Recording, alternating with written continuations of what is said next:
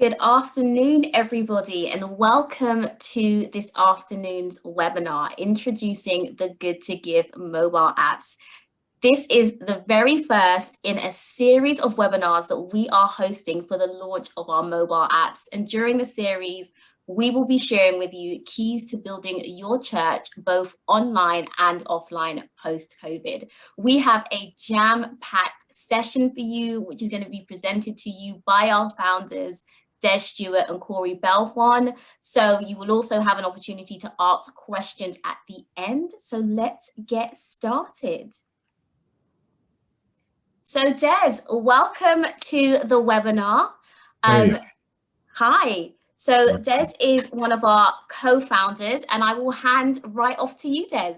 Okay, thank you, Kat. Good afternoon and welcome to those of you that are joining us today. I have to say I'm really super excited and pretty proud, not just to be a director of Good to Give, but to also be able to say that today, you know, the 1st of April is the official launch of our mobile apps. As Kat said, I'm Des Stewart, which is one half of an absolute dynamic duo as a co-founder. You'll meet Corey Belfon a little later in the presentation, and he'll take you through all of the sort of technical stuff. But what I want to do is sort of set the scene. First of all, you know, about me, many years of experience within both the public and the private sector through sort of technical requirements for companies, looking at compliance around BSI 9001, management system security, safeguarding, and also worked within the financial sector. However, within the last 11 years, the focus has pretty much been third sector charities, or should I say the third sector, and in particular, faith-based charities. You know, my own personal experience, having been born into the church, and actually, you know, my mother was a pastor within the Church of God of Prophecy. And from there, actually moving on, she's now actually a bishop, so praise God for that. And my father being a deacon, I guess I have a unique vantage point, or even a viewpoint. And, you know, I've seen firsthand the sort of challenges that the churches and other type of faith groups actually face. And to that end, if you like, Good to Give has been a culmination of, or has culminated into sort of our life's work.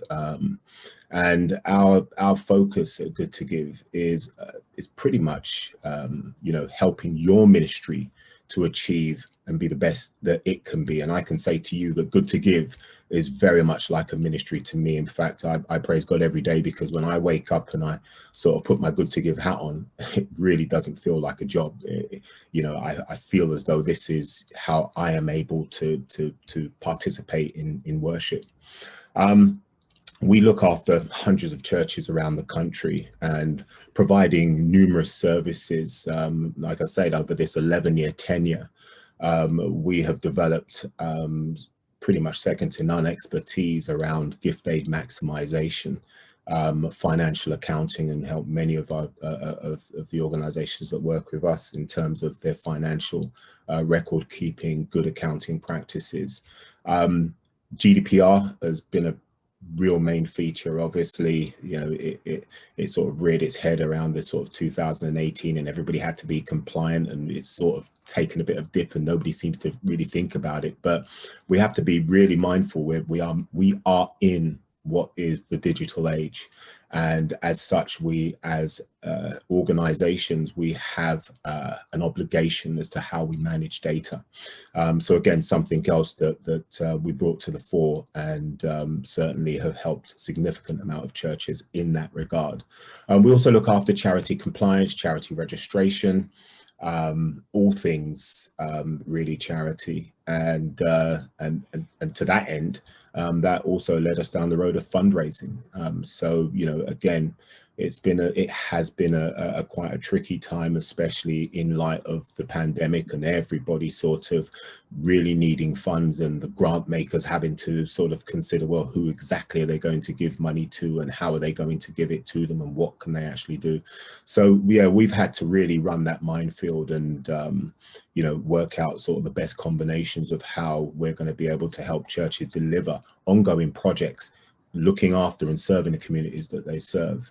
And for those churches and organizations that are maybe not yet ready for funding in the way that you know, that they should be, we have something called the strategic roadmap, and our strategic roadmap sort of just gets you fit for funding, gets you ready, gets you into the right place. And it takes some commitment from you, but ultimately, you know, these are fantastic things that we brought to the fore. Like I said earlier, I'm really excited about where we are at the moment and what we're doing, and our latest offering, which today we're going to spend some time talking about, and we really hope that you get as excited as we are about this, is our Good to Give mobile group of apps. I mean, to be honest with you, is absolutely phenomenal. And I'm not just saying that because I'm a co-founder of Good to Give. I'm saying that because we have spent time developing this, and this wasn't a knee-jerk decision in respect of the pandemic. We had been blueprinting this and working on this for a number of years, but for us it was about getting it right. And if you remember, well, for those of you that have joined us numerous times, we have been speaking about sort of, you know, the digital church and the relevance of the digital church, especially in this age and in this time. And we actually touched on our mobile app even last year. Okay, so certainly I want you guys to really consider what we're saying here today, because it's going to be absolutely fantastic. So like I said, we've been working on this mobile app now for quite some time, and during the first lockdown, I said we'd actually discuss this.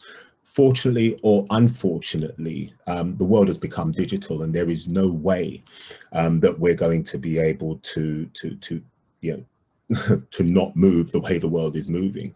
I mean, people now expect information at their fingertips within a moment's notice, and like I said, there's absolutely no getting away from it. It's funny. I remember there was a time, and for those of you that are sort of around the age, I remember the Falklands War, when that had happened, and I was at school at the time, and I'll be honest with you, I knew about it when the war was finished. You know, by the time we were getting media coverage and everything else, the war had almost come to an end. That is no longer the way of things. For your church to remain relevant and for your church to remain current, you must find new and effective ways in which to reach your ever-growing and expanding communities. And I say expanding communities because in our experience and working with churches that have adopted sort of, you know, digital techniques, you know, if you like, have absolutely adopted them, they've actually found that their church community is a lot bigger than their local area, but actually outside of the local area and even the world. And that is a true thing, especially for those of you in ministry who travel quite a lot and who have who preach a lot in different places. There'll be people who certainly want to be able to listen to you, and who will certainly want to sow into your various ministries. Okay, so we've really got to find ways in which we are able to look after that ever-growing community. So what do we actually mean by the hybrid church? And if you could just drop back for me 1 second, Kat, thank you. Yeah, where we're actually looking at the hybrid church. Well, we all know that COVID is here to stay.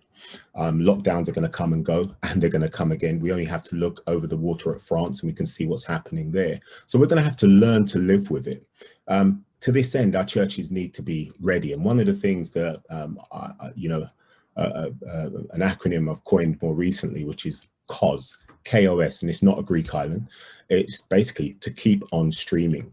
And the idea is, you need to find ways of being able to stream. And if you're not streaming already by using the various platforms that are out there, then you need to get on board, because your parishioners, your community, some are going to want to stay at home, some are going to want to come into the church, and you're going to have a mix of that. And because we don't know what's going to happen from one lockdown to the other, we've got to keep ourselves pretty fluid. And that's why we're keen on telling you today that the hybrid church is here to stay.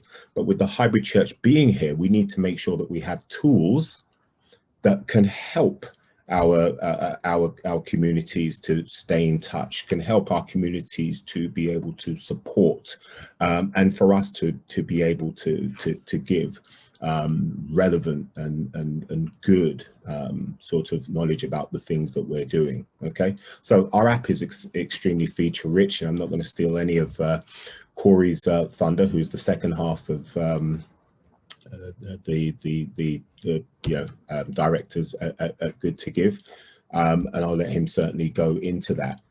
We just want to take a quick poll because we want to try and keep today as interactive as possible. And that poll, we want to know, what church format will you use in the future? 100% of the hybrid church. And I'll be honest with you, that is the way that it has to go. Thanks, Kat. You can close that down for us. Thank you. Yeah, I'll be honest with you, that is the only way. It would really be interesting to, and I'm sure maybe within the question answer session, it will certainly be good to hear from those churches who actually believe that, yes, our membership has actually grown significantly, or has grown, whether even if it's not significant, just grown any at all. Any growth is good growth.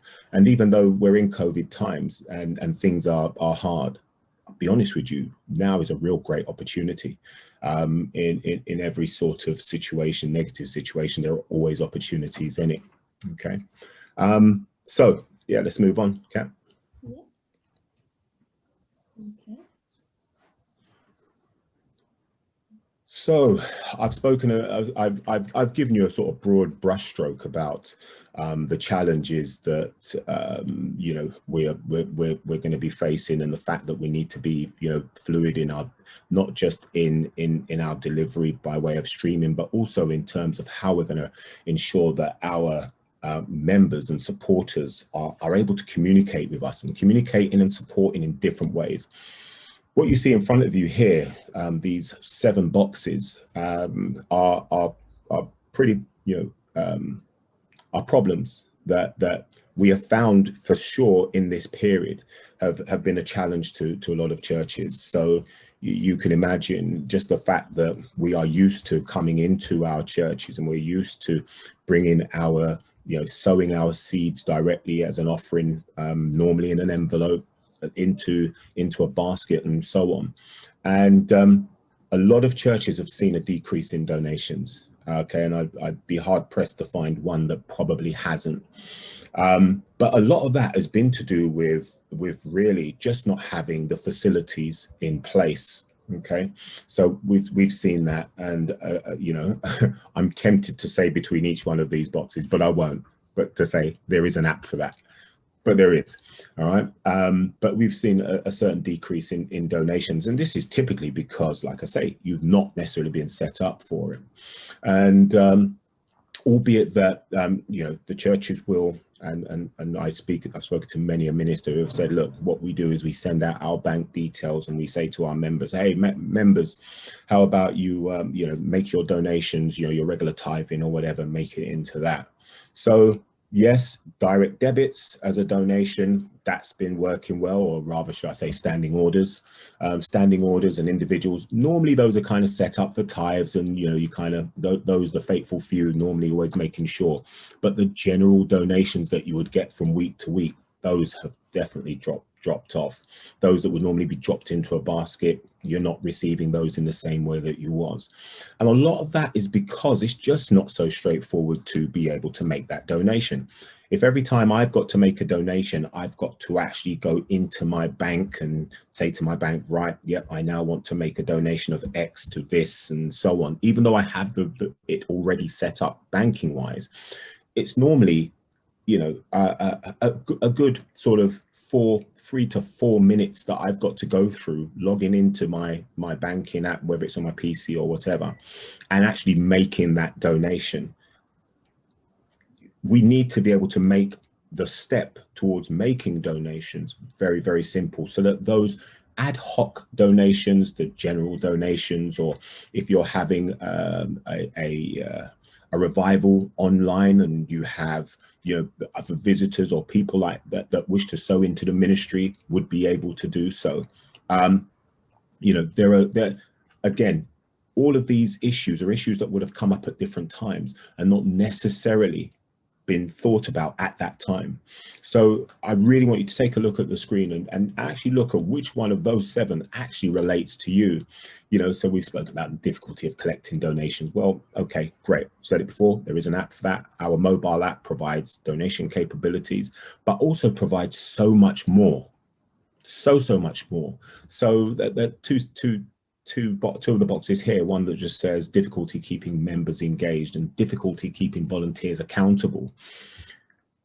Part of the beauty of the app, and when I talk about the community, I'm talking about the people that you serve, the people who serve with you to serve the community, keeping those individuals engaged, being able to, even if it's something as simple as it's somebody's birthday, and the calendar which is set up already has a birthday greeting for that person, or notices or messages that you want to pass to members and to other volunteers or even other trustees within the organization. The ability to actually say, right, as trustees or as volunteers, there are a number of tasks that need doing, and being able to issue them a number of tasks within the app. And those tasks are private between just the individual who's issuing the task and the person whose task it is to complete.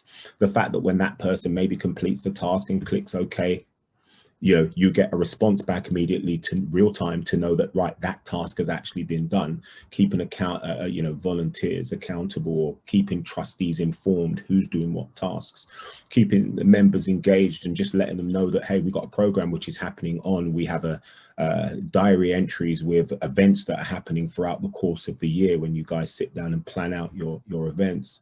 And lastly, but by no means least, is the inability to maximize on your gift aid capability. So for those of you who know what gift aid is, and if you don't, a quick overview: it's a way of increasing your charity's income by up to 25% based on donations made by UK tax-paying individuals. Well, if you have a group of tax-paying individuals who are making donations, but you are unable to collect the declaration. The declaration is that tax-paying individual allowing your charity to claim the tax that they would have paid. If you are unable to collect that information, then great, you're collecting all of the donations, but there will be no gift aid claiming on that. One of the key features behind our service is not only will we be able to collect donations on your behalf, and those donations will go within a few days directly into your bank account, but you will also be able to, we will also be able to manage the process, as we do for hundreds of churches that we look after, the gift aid process. And so donations will also, the gift aid that comes from that will also go to your church as well. Okay, because the mobile app actually at the time of the member or the visitor registering will also register that yes, they either want you to claim gift aid or no, they don't. Okay, so a lot of the challenges that this particular slide is talking about, we've seen that and we've taken care of that. And just in closing, before I hand over to Corey, I just wanted to just say that everything that we do at Good to Give, we develop in-house. And as such, what it means is that we are in a position where we are able to, and we do this regularly, where we have sort of focus groups and we talk to our clients in order to find out the types of things that they might want to see in some of our apps. And I have to say, Corey takes the time to actually listen to what our clients have to say in a bid almost to suggest that you have a free development team, which is us at Good to Give, providing a service and groups of services that are totally tailor-made to the communities that we look after. And the community that we look after is you guys. Is those faith-based organizations, typically churches, which make up at least 93 to 95% of the client base that we have. And that for me is something that you just can't buy. So, for me, look at this as an opportunity to really get on board with something that is progressive and is going to see you not just now, but way into the future, because we are always future planning and coming out with different versions and iterations of the software that we bring out. I've really enjoyed talking to you so far. I've probably taken more time than I should, and I know Corey's got a lot to get through in terms of features. So I want to hand you over to Corey. Kat, can you move the next slide on? Yeah. I want to introduce Corey, like I said. So thank you, Corey. Okay. Good afternoon, everybody. As Des just said, my name's Corey Belfon, and yeah, you know, I heard Des mention earlier that he wasn't going to steal much of my thunder, but I had to tick off a number of things I was going to say. I'm so sorry. Because he's done such a great job of explaining some of the fundamentals of what we're doing here. So just a little bit about me. You know, my background, I've worked with many high-profile companies throughout my career, but I have to say that the pleasure is all mine, really, when it comes to my current focus, which is working in the third sector. You know, I come from a sort of a traditional Roman Catholic upbringing, which you know, is a different sort of experience to the one Des would be used to. And I think the combination of, I mean, I've known Des all of my life, so the combination of both of our experiences has really helped us to shape this company into, you know, a company that, you know, one of its core top values that we have, and is the DNA of everything that we do, is to be a partner that churches can trust. And I think, you know, that's a theme that I want to, you know, to sit with you throughout this presentation, because there's always a number, because we're living in a digital world where we're living online a lot of the time, there's so many options and so many choices. You probably find that when you want to go and buy something and you start doing some research, and before you know it, you've gone down the rabbit's hole and you haven't even bought what you wanted to buy, because there's so much options and choices in front of you. And it's like that to some degree in the choice that you're considering in terms of working with us. But we have a lot of unique things that are going for us. And, you know, to say that we understand the clients that we work with and that we share often their pains and their origins, and, you know, have a kinship with them, that was for me one of the most refreshing things coming from the corporate arena and moving into this arena. So I just wanted you to understand a little bit about me and my motivations for why we do what we do and why I do what I do. You know, my primary focus in Good to Give is the technical aspect, the software architecture and development. I head up a team of 5 developers, which, as Des says, gives you a unique opportunity to work with a partner that, you know, you could pick up the phone and say, look, you know, every day we have to keep doing this and doing that, and it would really help if we could have something that could help us with X, Y, or Z. And those requests, you know, won't fall on deaf ears. You know, where it's a reciprocal relationship, and so, you know, we hope that we can be your ultimate partner of choice. And I say that, so if we can just move on to the next slide. Yeah. So I say that because, you know, we have this whole webinar is about our mobile apps, which is our pride and joy right now. But as Des alluded to earlier, we are steeped in this industry since 2009. We have a number of services which, in terms of our mobile apps, they are the spearhead for delivering not just the things you're going to see today, but also delivering the rest of our services, things like fundraising, charity accounts, charity compliance, GDPR, and things like that, with the ultimate aim of being able to manage your church from your phone. You know, we understand that for a lot of you, you don't have the luxury, as Des and I do, to be able to do your passion on a day-to-day basis, i.e., you know, work in your church full time. A lot of you are running church and still have to maintain a full-time job. And to that effect, in order for you to grow your church to the position where you can potentially, it could support you and your family and give you an opportunity to dedicate yourself full-time to it, you need to be able to do things while you're doing other things.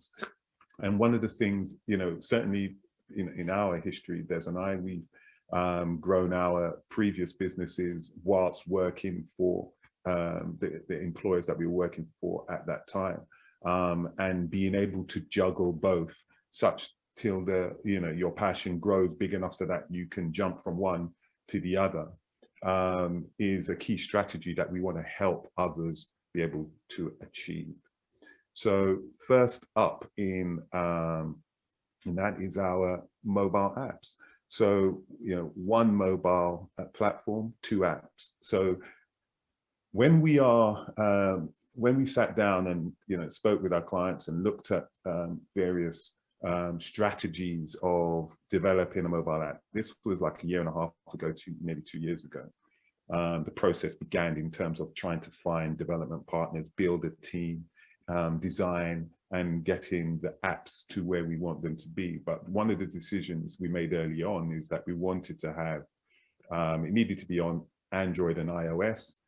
So that means often two different development strategies because they're two different systems. Plus, we also wanted to have two different apps, one for the management team and one for the members.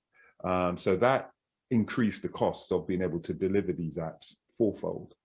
And the reason why we did that is because being able to deliver a simple and effective and easy to use user experience is fundamental to making our apps a success and you being able to achieve the things you want to achieve.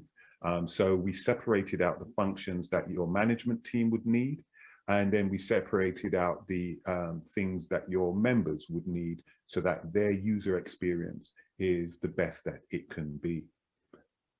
Next slide. Yeah. So as we're talking about features, for us, we had to choose because there's so many things that you can develop. Especially when you're a software developer, pretty much the world's your oyster in terms of being able to create what you want to create.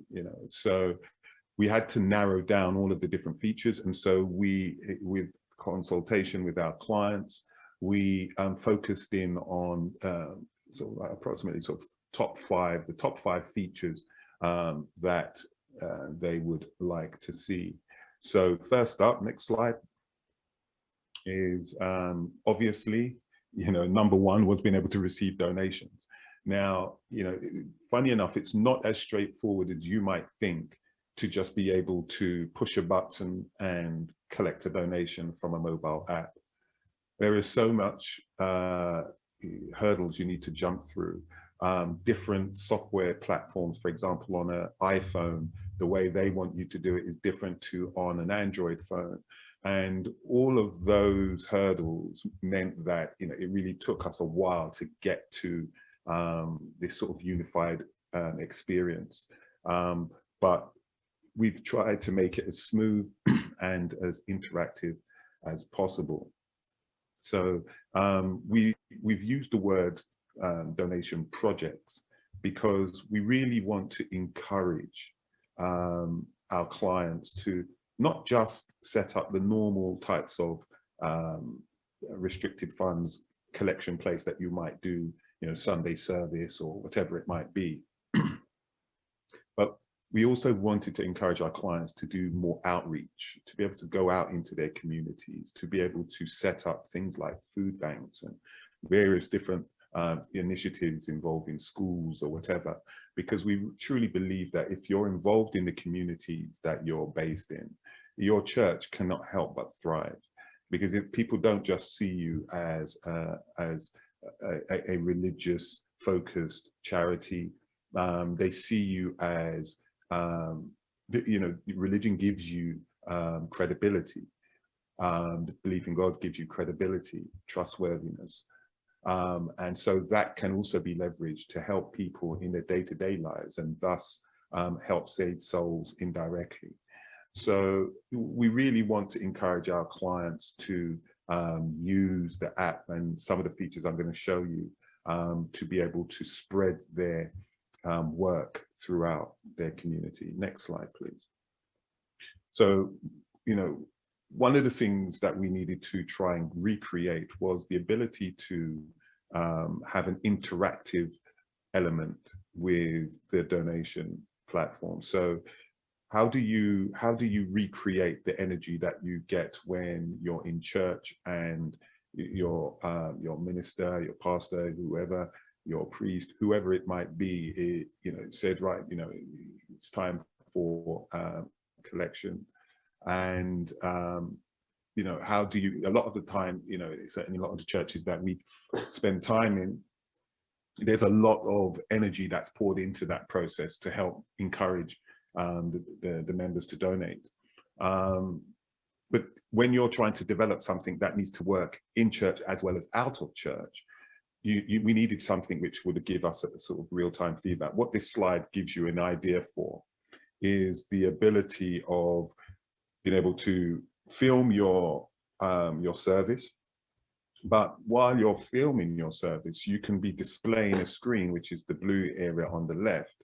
And as your donations are coming in, it will slowly reveal the hidden picture behind. And so what does that all mean? For example, in this picture here, if you had a building fund, you might have the architect draw up a mock diagram of what your new church is going to look like. And so what you would do is you'd have that picture there, and as people are making donations, the blue area would slowly reveal the picture, the hidden picture beneath. And so as the donations come in over a period of time, people, you know, eventually get to see the image below. And albeit a simple way of doing it, it's actually been proven to be very effective, because giving people the reward of been able to see an effect of their donation definitely gives them a sense of reward, and also encourages them to want to hit that and reach that target. So, and you can put a video there behind and hide it. You can, as I said, put a relevant, it might be something as simple as just, we used to have a moving animated GIF or a picture which showed Moses parting the Red Sea. And so every Sunday you could have an image like that, for example, and as people, you might set a more modest target. You know, if you could raise 250,000 in a Sunday, you're a fantastic church. But, you know, if you set a more modest target, then that would allow the blue screen to to be revealed much quicker. Let's say if it was £500 or whatever, like your target is for the Sunday. And also it helps your members to understand what it is you actually need to operate as a church. So by setting targets, I mean, the system is configurable. So what you see on that screen there can be changed, colors can be changed, the amount could be displayed or not. You could also display QR codes, which are little images that if people put their camera, face their camera at, it will take them to the relevant mobile app store so that they can download the app. So if you imagine you're on Facebook Live and you're streaming live, and you overlay our donation page, and you've also got our QR codes being displayed, people who may stumble across your page can quickly scan that code, get access to the app, and join in donating real time with you, and see their donations reflected on the screen as they're making them. It's you know, there are not many systems in the space that we're operating that offer that type of functionality. Okay, next slide. Okay, so fundamental to what we're trying to do, as I mentioned earlier, is give you the ability to be able to maximize where you are able to receive donations from. So that means anytime you create a donation project, as I was just explaining to you above, two things happen. Automatically, you get the donation screen that I showed you before, but you also get a real-time, you also get a donation page. Similar to, you know, Just Giving or any of those other types of platforms, where you are able to send out a URL to your to perhaps people on an email list. So they may not be on your mobile member app community, but you can also send out a link for them to log into. When they come to the page, what you're just seeing there, it gives you the option, if you're a member, to be able to log into the page. So one of the benefits of using our app is that members can track their own donations. So they don't no longer need to come to you to ask, you know, for a report of their donation history. They can do that all themselves. So if they do find themselves donating on the web page, they can log in with their same user details that they would on the app, and they can make their donations through the page. Or if they're not, and they're just an anonymous person, they can just use the page anyway and make donations. So those two features are, you know, the ability to just create one project within a few seconds and have all of this infrastructure set up for you is truly fantastic. And it's now moving you into a position where you're highly productive. You know, you could be sitting on the bus, create a donation project that you and your team have agreed on. And, you know, within moments, all of your members are notified, and, you know, you could then be sending out your emails to prospects that you've maybe acquired over your tenure. So yeah, we're really excited about these features. Next slide. So we're just going to do a poll here, and the reason why we want to ask this in particular is because it's kind of similar to what we're doing with the mobile app, from the perspective that rather than handing out around a credit card machine, which I know a number of our clients do use, you can dispense with that and just use the mobile app, which is going to give you a lot more value for money for your members, and would be cheaper to use. And so, okay, does your church use a credit card machine to collect donations? If you wouldn't mind just responding to that poll, it'd be really useful to us to see how many of you are currently using them. Okay, all right. So, you know, that's fair. I mean, you know, you've got 20% of people using credit card machines, and I understand why. I mean, there may be specific scenarios where a credit card machine may be of use there, but certainly in terms of speed, you know, we also offer a feature which allows our clients. So when you're set up and you're using a mobile app, and this is now thinking about what Des was talking about in terms of hybrid church. How do you bring those two together? Let's say you have, because one of the things that's unique about our service is that we also support you if you're using traditional envelopes. So if your church is migrating or still in the process of using envelopes, which I know with the best will in the world, you might want everybody to just jump on the mobile app and make your life easier, no more administration, no more having to transcribe or having to do anything like that. There are those who are not going to want to use it.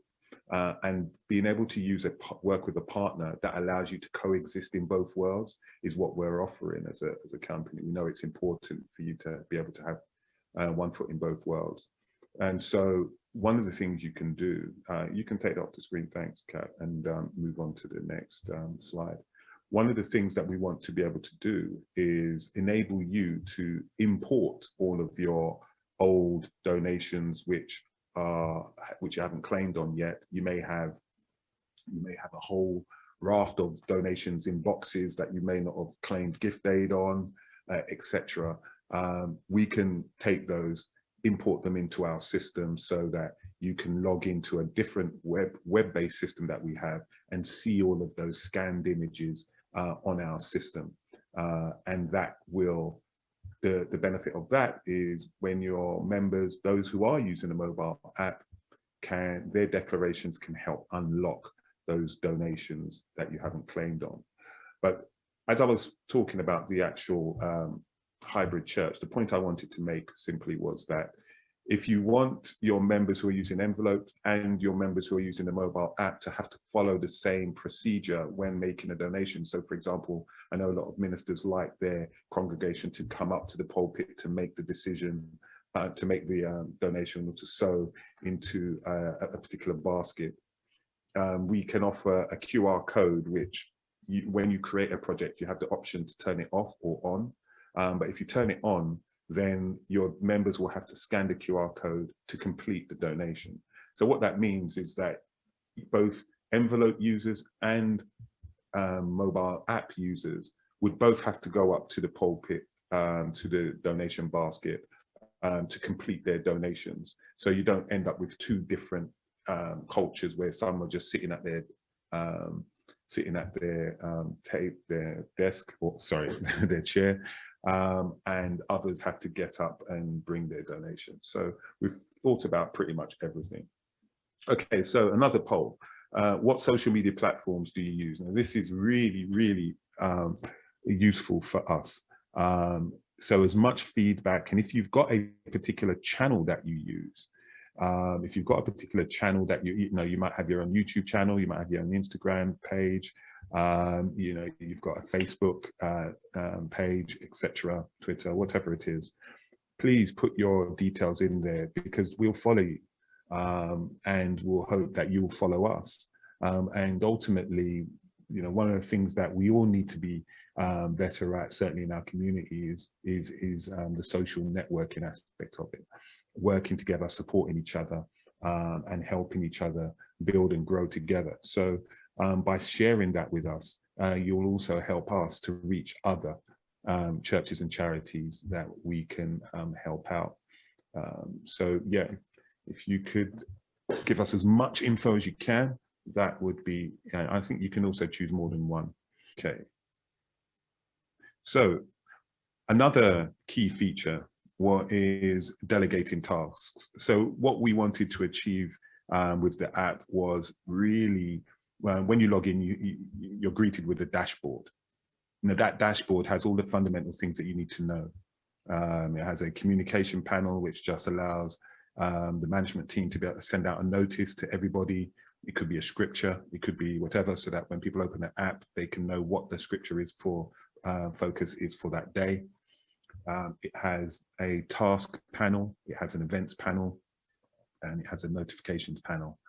So it really allows you to keep your finger on the pulse, and delegating tasks is one of the fundamental things that we know a lot of our clients struggle with, just being able to be productive, but not inconvenience people. A lot of the time you're using volunteers, and you know, you don't want your volunteers to always have to, you know, jump on a bus or drive down to the church to be able to do some work for the church.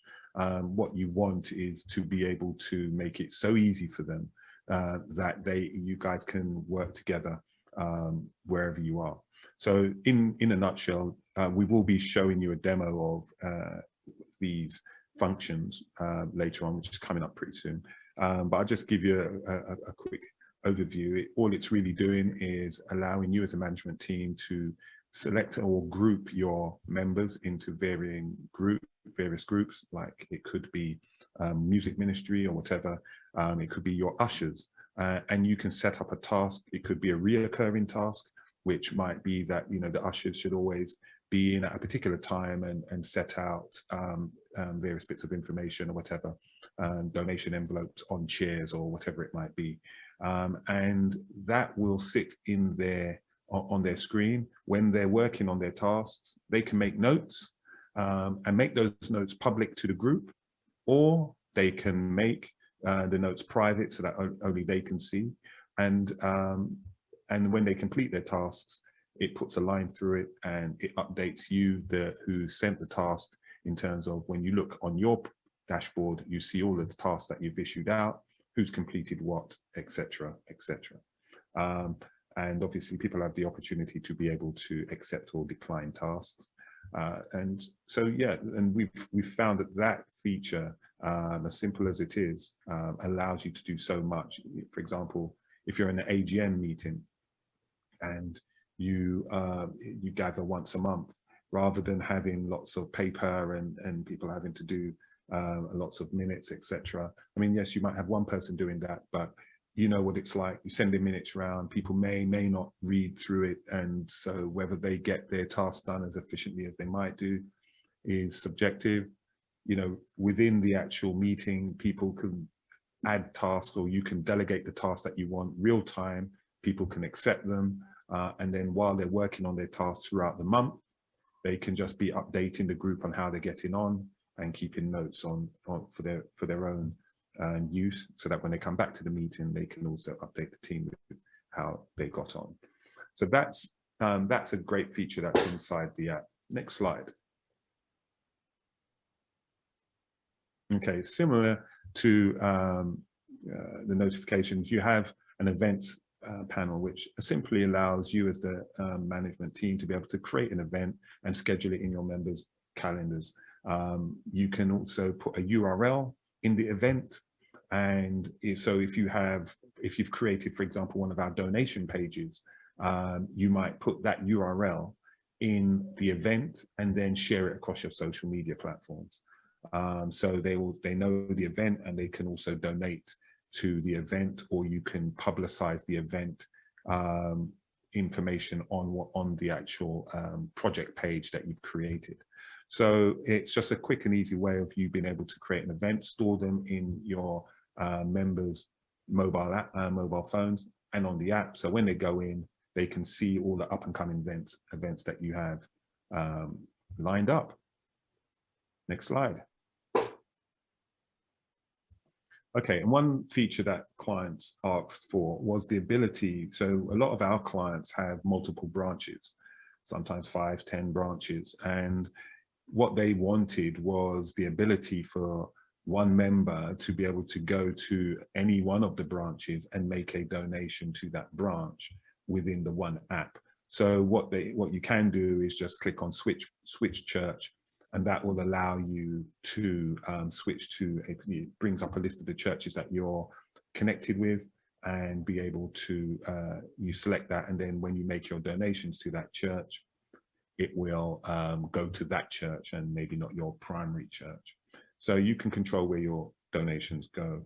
One thing that I'd like to make super clear, and which is another unique feature of ours, is the ability to have a more closed environment.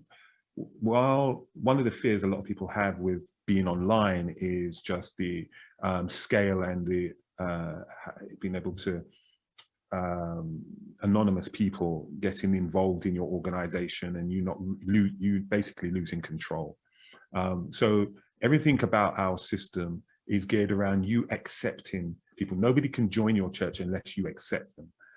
So when members apply to join your church, and if you're in the app, you'll get a notification. You can control whether they join as a member, or whether they join as a visitor, or whether they don't join at all. So that's one thing. But also, for a lot of the generic apps that are on the various app stores that allow you to just make donations to loads of different charities up and down the country, this one here, when you're setting it up, you're not setting up something that is generic, that once they install the member app, they're going to be able to go and make donations to lots of different, Heart Foundation, or any sort of national or any other charity. It's really set up so that they will be able to donate to your church primarily, and that's what the app will facilitate them to do. So I know some of the ministers that we spoke to were worried about sort of opening up an avenue for members to potentially maybe move on to other churches, or to be able to discover other churches from using our app. So we've designed it carefully that it's a controlled environment and it's for your church, and you control everything. Okay, next slide. Okay, so gift aid maximization. Our roots are in gift aid. That's what our business was founded on. And as I mentioned earlier, we have one of the UK's most sort of unique systems, which is focused around maximizing gift aid. So we were one of the first ones to be keeping all of the periods open. If you're familiar with gift aid, you know that you can go back 4 years to claim gift aid. What most people used to do, especially when it was manual, was their accountant would do it. They would do the gift aid claim once a year.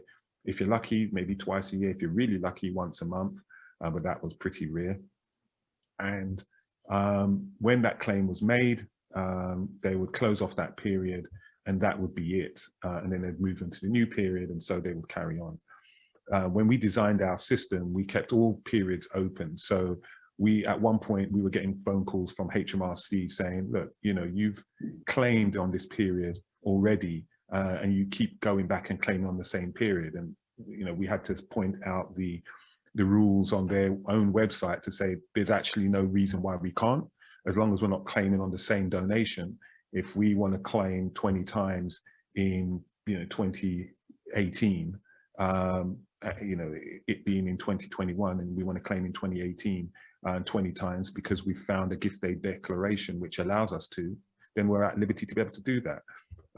After that phone call, we never heard from them again, but the claims kept going through. So it's one of the things our system does, and by working with us as a partner, and as I said earlier, being able to have your envelopes as well as your donations going through mobile apps. And the mobile app is a great way of getting gift aid declarations because it's easy to manage, and it's all digital. So the moment somebody joins on the mobile app, they have to do a number of things. One, they have to complete a gift aid declaration. They can decline, but every time they make a donation, it will ask them for a gift aid declaration. And also they have to set up a credit card for them to, or debit card or whatever, for them to be able to make a donation. So what that does is it just gets two major hurdles out of the way, everything's set up. So you as an organization are in the best position to be able to receive donations. And then once it hits our system is maximizing in the background, looking for opportunities to claim gift aid. We also have a team in the background who verify things. So if our system finds a match between between a donation that you received 4 years ago from a name of a particular donor who's only recently come back to you 4 years ago, or who saw you on Facebook Live, downloaded the mobile app, filled in a gift aid just accepted the gift aid declaration, that hit the system overnight. All the donations they made 4 years ago will be on a gift aid claim, the next morning. So that's the way that our system has been designed to work. Okay, next slide. So just wanted to understand, really, this might be a little bit of a geeky question, but I am a geek. So I'd like you to just give me some feedback as to who knows what a merchant account is. I mean, if you're using a terminal, then I'm assuming you probably do. But I just wanted to understand how many people do or don't know what a merchant account is, because it's fundamental to being able to use a donation app such as ours. Okay, so let me just give you a quick overview of what a merchant account is. As I was talking about earlier, being able to make donations online is not a straightforward thing, because there's potential for fraud. There's so many regulations and hurdles you need to go through. Even just being able to get a mobile app on the Apple iStore is the most difficult, let alone and the Android platform is less difficult, but nonetheless, you have to do things in a particular way. And one of the things that that actually delayed our launch of this, our apps, was picking the right partner to work with to be able to collect money from a credit card through a mobile app. And what a merchant does is, a merchant is like a middleman who manages the interactions between the online or the mobile app that's making the request for the donation. It makes sure that it's secure and that all of the right protocols and all of the right security procedures have been followed. And then it's able to collect the money from the credit card, and then it's able to debit the money into your chosen bank account. So it doesn't happen instantly. It can take a few days, but nonetheless, it facilitates that whole process. And so you don't have to worry about that when joining our platform. We take care of all of that. We have a team in the back end. When you go and you register, there are a number of forms that it will ask you for some basic information, and then you upload that information into our secure portal, and then that will be downloaded into our CRM. Our team in the back end will then start to process your application and get you set up with our chosen merchant account is Stripe. It will get you set up with a Stripe account, and then we'll manage the account, make sure that it's all set up properly for you.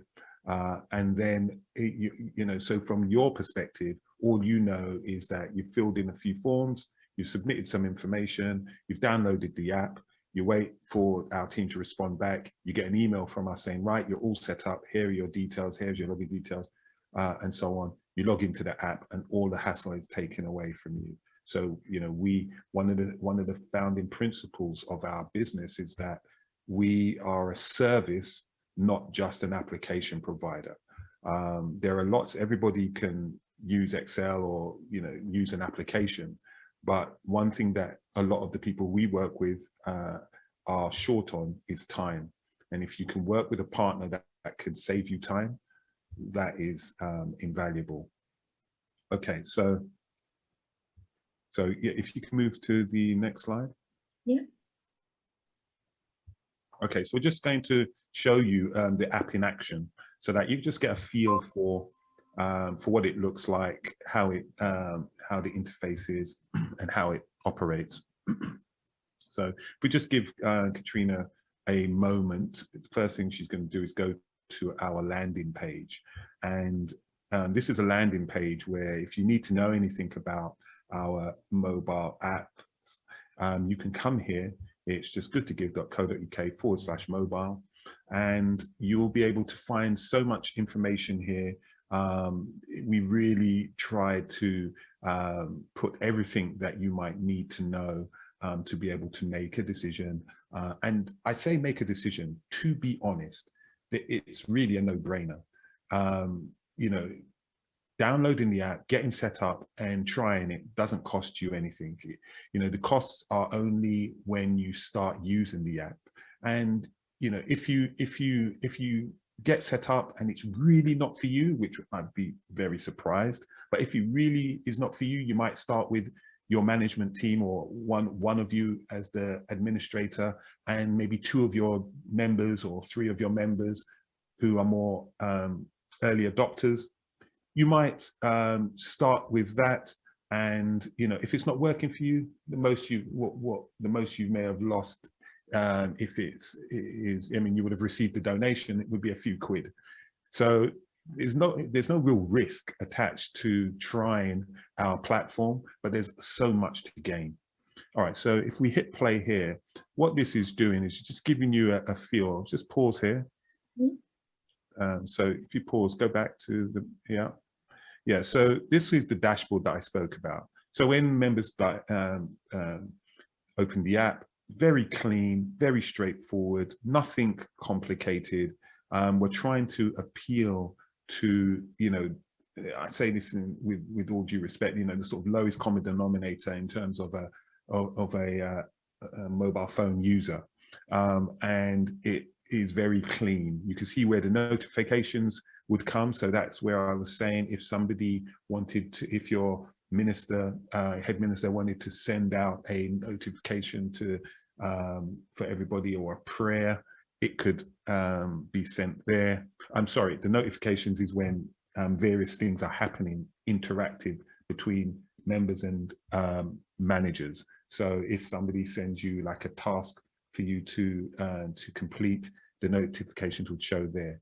The notice board is the thing that where a minister can send notifications or prayers to the congregation. As you can see, next event information is pretty straightforward, and you can see the tasks. Okay. So pause.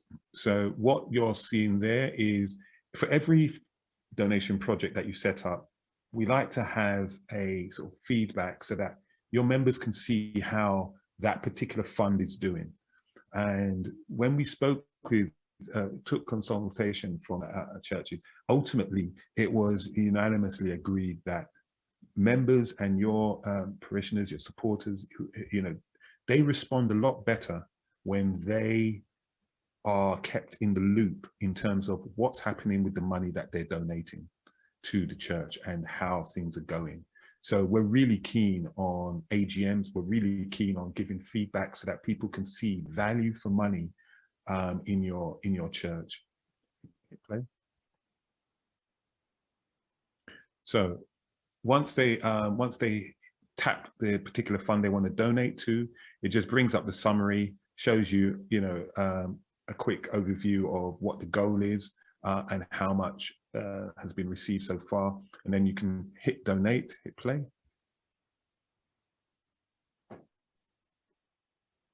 And then you get this panel show up. Now, this panel is totally configurable by you from your management app. You can change the panels, the amount of panels that are showed there, 50, 100, 500, 1000. You can change them all. You can change the amounts in them. You can show a custom amount area. So if they don't want to use a panel and they want to donate £60, they can just put that in the enter custom amount. But you can remove custom amount if you only want them to choose from the panels that you've selected. You may be having a particular revival or something like that, and you know, you want to kind of minimize the low donations, and you want to control you know, what people can donate, because you may have fixed costs in terms of putting on that particular function. And you'll also notice there you've got the repeat this donation. So for example, if you wanted to set up tithes, you could quite easily put your amount in there, hit repeat donation, and then it will donate on the throughout the period that you've specified. And there's also a tab so that you can see when your up and coming donations are, so you can keep an eye on it. Okay, let's go. So I've selected £100 to make a donation, just confirms the card that I want to use, that so I'm, you know, I'm not getting confused about what card I've set up. And then you can hit donate. And then once I hit donate, it does move much quicker than this. It's just that we're pausing on each page. You just get a simple thing. And if you notice there, you know, thank you for your blessing. You know, one of the advantages of working with an organization like ours is that, you know, a lot of the language used is of more of a perhaps a religious nature, or language that your donors will resonate with. So that's just a little touch there.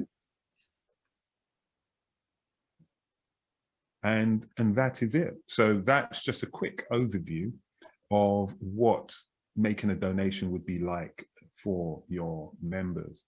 So now what we're going to do is just going to give you an understanding of what a task would look like. So if you were setting up a task for your members, and you notice we're on a YouTube video. So if you just pause it here. True to form, you know, we're providing a service.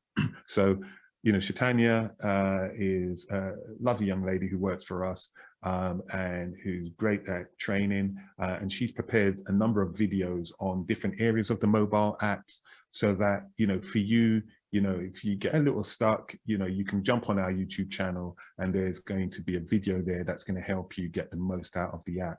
But you also can pick up the phone and just give us a call. You know, we're not a sort of distant organization where you just jump on an app on your app store, download an app, you don't know who's behind that app, you don't, you know, you can't really contact anybody, everything's via email. That's not how we work. We know that for you to get the best out of things and to make things more convenient for you, sometimes you just need to pick up the phone and say, look, you know, can you help me set up this task, or can you help me create this project? And, you know, we have a back-end panel which will allow us to help create things for you if, you know, heaven forbid, you're too busy to be able to do something. So yeah, hit play. Mm-hmm. So what this video is really just going to show quickly is the whole process around setting up a task. It involves two people. One is the organizer and the other is the participant. So the organizer is now creating the task, putting in the basic information about the task, when it needs to happen, etc. Is it a reoccurring task, when it needs to happen, and when it needs to be finished by, and, you know, what sort of priority is it, and, you know, a little description about what needs to get done. Okay. Now you can see you have different groups that you can use. So you could either choose from a pastors group, or you can choose from a group that you've created. You see that little sliding thing there that allows you to edit the groups. And as you can see here, it shows all the people who have been sent a task request, and you can see they're all pending. 0 out of 5 have responded. So what you see from the participant is they've received the notification, they've responded, and they can also see what tasks they have are coming up. They can edit their tasks, they can add, as you can see, visibility. Is the note that they're adding public so everybody in the group can see it, or is it a private note such that only they can see it? And it's so easy to use, but in terms of just being able to keep the rest of the team updated so that you've got peace of mind to just know that things are happening, reduces you having to always pick up the phone or, you know, send lots of WhatsApps and have to troll through and kind of keep in touch with people. So, you know, once they've done that and they've completed the task, you can see it's highlighted, it's struck through the task. And when you go through, you can see there that the task has been completed. Various people have completed their tasks, and you can see any public notes displayed there. And that's straightforward as it is. So as I said, there are lots more videos on our YouTube channel for members as well as for managers. And obviously you have us as a support team to help. Okay, so we'll return to our presentation. And if we move to the next slide. So, right, combination of myself and Des are going to go through the slides of these questions. We thought it'd be a good idea to just, you know, head off the typical questions that most of you will probably have. And but anything that we're talking about, the answers are all on that mobile Good to Give /mobile landing page. Okay, so Des, if you want to take the first question. Your mic may be muted. Okay. So we've got to the questions part. Okay, so how much does the app cost? Well, the app is, you only pay for the app when you use it, or when a donation is made, and the donation, the cost is 4.6% plus 20p. Okay. Okay, so that's the cost. If you want to understand more about how that works, feel free to ask questions. But that includes all merchant fees, because in order for us to deliver the service, we need to use a merchant to handle the transactions, as I explained before, and they have a cost which is embedded within that 4.6%. And another thing, you know, I often come across when dealing with charities is, you know, the question about, you know, why do you charge? I think, you know, as you move through life, you often do learn the lessons that, you know, you pay for what you get. There's no doubt about that.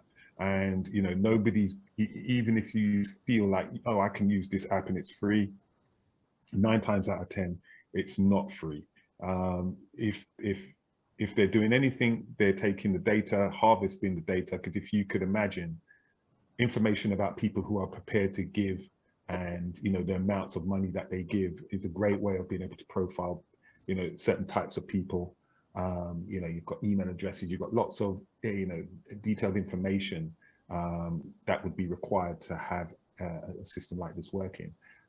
You don't want to be using a provider that, you know, saying everything's free, and they're selling your members' data, because the first time your members catch wind of that and think to themselves, you know what, you know, I don't want to use this app. I don't want to, you know, trust is lost.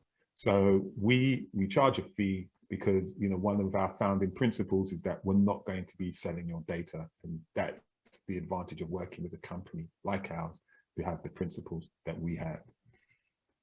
Where can I download the app? Okay, so as I've mentioned a couple of times before, it's on, you can search for Church Manager, Good to Give Church Manager on Android or iOS, and Good to Give Church Member on the same platforms. Or you can go to our landing page from your mobile and, you know, we'll have links on there where you can just click on the relevant platform you want to download from, and it will take you to the app directly. Sorry, just to add to that, Corey, might be an idea, Kat, if you in the chat just put the mobile link in there. Absolutely, I'll do that now. Great. Okay, so my members already donate via the bank with no charges.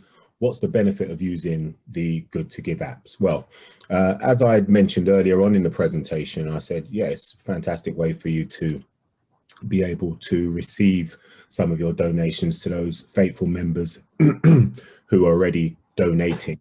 And we're not suggesting that you make changes to that. So they may donate their tithes on a regular basis via standing order. However, you still need to have a facility, especially in the hybrid setup, the hybrid church, or even just the remote church. You still need to have that facility to make it straightforward and simple for your members and supporters or visitors who join you from time to time to be able to make those one-off ad hoc donations. Part of the reason why church donations at the moment is falling is because the facility is not easily and readily available. We haven't, within our churches, always thought of, you know, how we're going to manage this scenario. And then we find ourselves in a situation, you know, where we only have those who are the faithful ones who are making those those regular donations, the monthly donations include in respect of their tithes. So it's about, you know, the reason why you need to have our mobile app is because within, and Corey showed you earlier on as in how to make a donation, typically by the time you have pressed 1 or 2 buttons, you would have made that donation because everything is already set up on the actual app. Not only that, you can actually start to really promote specific events and specific things, whether it be the church building fund or it be a fund that is doing something to enhance community cohesion or whatever it is it may be, and really get the community, you know, really you know, excited about that. And like I say, it really just boils down to how easy are you going to make it for your members to donate. I'd mentioned earlier, if somebody has to donate via your bank, they have to go in and set that up, and the process to set that up is probably about 10 minutes. The process to actually make regular donations, ad hoc donations in that way, is probably 5 minutes. Far too long. And I'm sure most of you will look and actually hear members sort of saying, yeah, okay, you can imagine in their minds they're saying, we'll do this later, we'll sort this one out later. And unfortunately, you know what it's like, later never really comes. So it's about making it straightforward and easy. Okay, why should existing clients use the Good to Give mobile app? So this is for clients who are existing clients of ours, of which we have many hundreds of you out there, and we thank you for your patronage and we thank you for your support over the years. Well, first of all, there is a saving per donation. Approximately, we've calculated that to be 45p per donation. We've purposely tried to make it more cost effective. It doesn't necessarily mean for us financially that we're better off doing that, but we thought that it was the right thing to do. So, you know, it's probably more advantageous for us, for our existing clients to stay as they are. But we know that the future is coming. As they said in the beginning, you know, there's no stopping the future. So, you know, what we're trying to do is encourage our clients to get in the best position, because if we leave them where they are, the chances are they're not going to be around in the next 5 years. And so, you know, we are keen to incentivize our clients to make the move once they start and people start using it. And when new younger members come to church and start seeing that, okay, yeah, well, things have modernized here, you know, you're more likely to be able to grow your congregation and indeed just have people from all around the world, wherever they are, you know, if they, you know, like now, you know, most people are having more Zoom meetings than they've ever had normal face-to-face meetings in their life, you know, and that's purely down to convenience. There's no more travel, there's no more hassle, and you're going to find that some people will wake up on Sunday and think that it's raining. You know what, I'm going to jump online and join church. And you've got to contend with that. But at least if they do that and they can still sow into your church, you know, you're able to be at least more financially stronger and you can still reach them. How do we ensure that the Good to Give mobile app is secure? Okay, so there are a number of partners that I mentioned. Stripe is a world-renowned merchant account, and you know, we rely on there. We don't store any of the credit card details, etc., on any of our systems. It's all stored on their secure systems. And so when we make a transaction, all we're doing is sending a unique code that represents you to them, and then they're able to handle everything on their secure platforms. So that's the sort of architecture. You know, we ourselves, we are a GDPR company, and so therefore, you know, we make sure that we observe GDPR rules. And, you know, part of security, I like to think, is also about what you do with the data.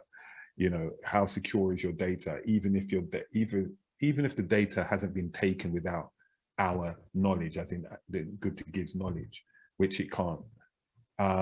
If a company is going to just sell your data anyway, then how secure is it? So, you know, the apps, and as I mentioned earlier also, is that for you to be able to put an app on the iOS app store, they check your app anyway.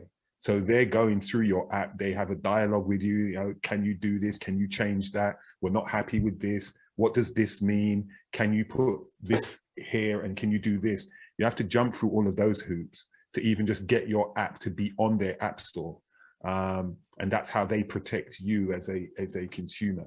So, you know, from a security point of view, I hope that allays any concerns. So in conclusion, you know, I really enjoyed this webinar. I have to say, you know, you know, what Des spoke about in the beginning is so apt, because we all know, and I'm not going to drag it out, but we all know that we are in a new age, and those who adapt and are the ones that are going to thrive. We do have clients that have adapted well and seen their congregations grow fivefold. So we know that it's real, we know that it works, Fortunately, we were ahead of the game in terms of making sure that we was already developing an app that we could bring to market. It was tempting to rush forward and bring it as soon as COVID arrived, but true to form, we always like to do things properly, and we like to do things the right way. So now is the right time for us to launch our app, and hence we're doing that. What you can see on this page is just a collage of what the future looks like.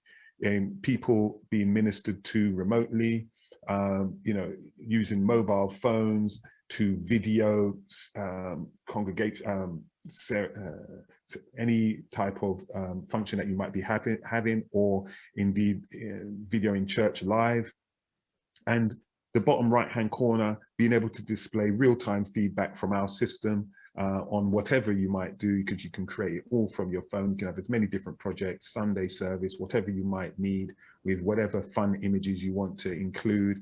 Just upload it on your phone, and then you just go to a web browser. You log into a particular URL which we'll give you. It's basically display.goodtogive.co.uk. You log in with your user details, and it will show you all of the projects you've created. You click on the link and it will display your donation page, your real-time donation page. Everything's been made super easy, and I really hope that you take the opportunity, don't get left behind, and thank you so much for your time and effort today in sticking with us. I think we have a few more slides. So questions and answer. If you have any questions, by all means raise your hand. By all means, put it in the chat. Thank you. Right. Okay. So this slide here is just really giving you just a real basic overview of what's involved in signing up. You simply just go to, if you go to the member, the easiest thing is to go to the mobile page where the landing page is, and on there's loads of opportunities to sign up. Click on that, it will take you to an application form, online form. That it's some basic information you need to start and agree with the terms and conditions, etc. I know reading terms and conditions and privacy statements seem like a chore, but from an integrity point of view, I can certainly say you can trust us. We're not trying to do anything nefarious with your hard-earned donations. So once you agree to that, it then goes through, depending on what options you choose. And the thing also that we haven't really mentioned actually is the gift aid aspect. Gift aid is automatically claimed. So what we do is, if you're an existing client, we can migrate you over. It depends on whether you're still using the envelopes. If you're just a mobile app user, then when we register and set you up with HMRC, the gift aid will come directly to you. So we'll handle processing it, we'll handle if you get an audit, but the money will come directly to you from the HMRC. So we don't charge an additional fee for claiming gift aid. It's all just part of the fee that we mentioned earlier. And so, yeah, downloading the app and get your members on board. So yeah, in actual fact, there is a nice process where you'll receive an email as a manager. The manager or whoever set up the registration will get a nice email which will tell them what to do, point them at the videos, and also send you a template in email. So you get 2 emails. One of them is so that you can send it on to your members. So it's got all the information that the members need to be able to join up. So if you've got an email list, or indeed if you've got maybe a WhatsApp list or whatever, you can take information from the member template email that we send you, and then that you can then get that out to your membership and just watch the notifications come in as people start downloading the app and putting in your details, and the requests come in for you to see.